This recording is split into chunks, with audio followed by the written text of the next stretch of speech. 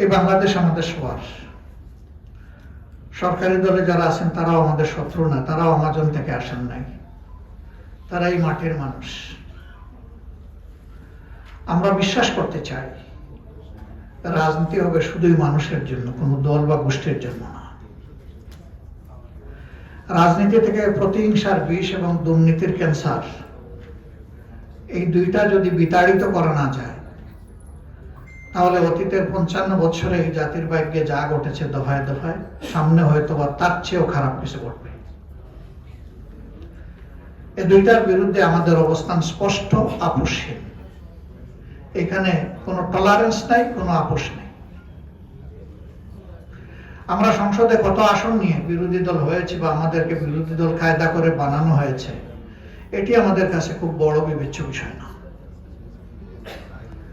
বরঞ্চ শেষ পর্যন্ত যা নিয়েই আমরা ঢুকছি, আমরা কথা দেব প্রিয় বাংলাদেশের জনগণের সাথে আমরা বেইমানি করব না ইনশাআল্লাহ। সস্তা কোনো সুযোগ সুবিধা আমাদেরকে ঠলাতে পারবে না ইনশাআল্লাহ। জনগণের সুবিধা অধিকার নিশ্চিত করাই হবে আমাদের অঙ্গীকার।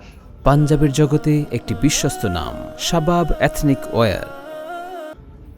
এবং বিশেষ করে টানা 54 বছর যন্ত্রণা সহ্য করার পর বা 53 বছর যন্ত্রণা সহ্য করার পর আমাদের যুব সমাজের নেতৃত্বে যে পরিবর্তন এসেছে, সেই যুব সমাজকে আমরা বুকে চিরতরে ধারণ করে রাখবো ইনশাআল্লাহ। তাদের আকাঙ্ক্ষাকে সম্মান করা, আকাঙ্ক্ষা বাস্তবায়নে কাজ করে যাওয়াই হবে আমাদের প্রধানতম কর্তব্য। তাদের আকাঙ্ক্ষা ভেরি সিম্পল, একটাই ছিল সেদিন বিজয়ী স্লোগান, উই ওয়ান্ট জাস্টিস। আমরা সকল ক্ষেত্রে সুবিচার চাই, আমরা কোথাও কোনো বৈষম্য চাই না। স্বজনপ্রীতি, দলপ্রীতি, গোষ্ঠীপ্রীতি, ব্যক্তিপ্রীতি, আত্মপ্রীতি, এই যুব সমাজ এটা দেখতে চায় না।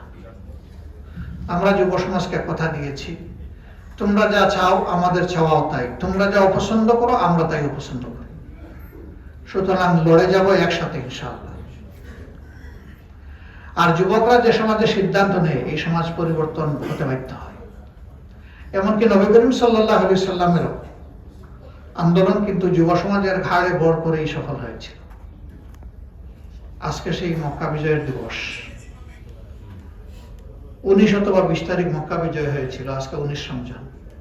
সৌদি আরবে আজকে 20 রমজান চলছে। এই দিনটিতে অসত্যের মৃত্যু হয়েছিল এবং সত্যের বিজয় হয়েছিল। জাল হক ও জাহাকাল বাতিল ইন্নাল বাতিলা কানা যাহুকা। হুদাইবিয়ার সন্ধির সময় আয়াত নাযিল হয়েছিল, ইন্না ফাতাহনা লাকা ফাতহাম মুবিন। নিশ্চয়ই আল্লাহ আপনাকে সুস্পষ্ট বিজয় দান করেছেন। মুমিনরা বুঝতেই পারছিলেন না যে বিজয়টা কিভাবে।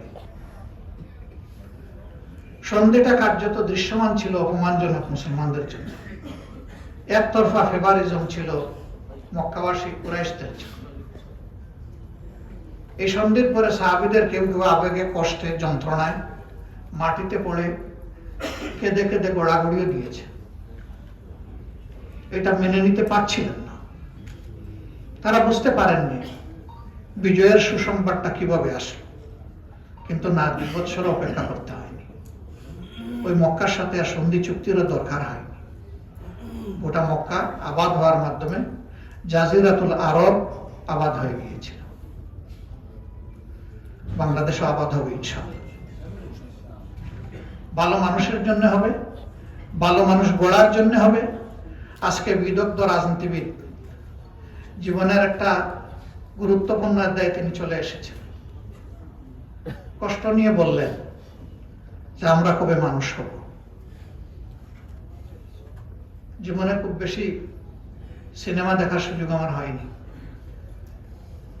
স্বাধীনতার পর একটা সিনেমা দেখেছিলাম, আউট অফ কিউরিওসিটি, আবার তোরা মানুষ হও। এটি একটি সামাজিক শিক্ষামূলক ছবি ছিল। ছাত্ররা সর্বত্র তাদের শিক্ষকদেরকে অসম্মান করছিল। সিনিয়রদের মর্যাদা পদদলিত হচ্ছিল, মানবতা কাঁদছিল।